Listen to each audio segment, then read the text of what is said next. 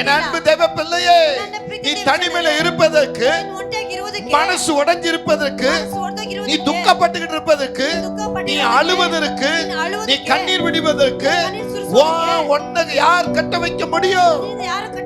யார் கட்டி வைக்க முடியும்?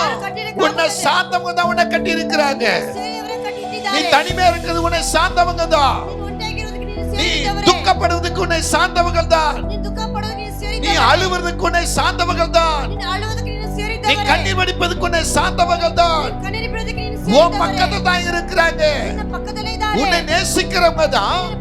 உன் மேல பிரியப்படுகிறதா உன்னை மனரதியா கட்டி வைத்து விட்டார்கள். நீ முடங்கி போய் கிடக்கும்படி கட்டி வைத்திருக்கிறார்கள். நீ துக்கப்பட்டு கிடக்கும்படி கட்டி வைத்திருக்கிறார்கள். இதை கர்த்தர் பார்க்கிறார். இதை கர்த்தர் பார்க்கிறார். கர்த்தர் பார்த்ததுனால அவருக்கு வேண்டிய ஊழியக்காரனோடு பேசுகிறார். என் பிள்ளை தனிமையா இருக்கிறா, என் மகன் தனியா இருக்கிறா.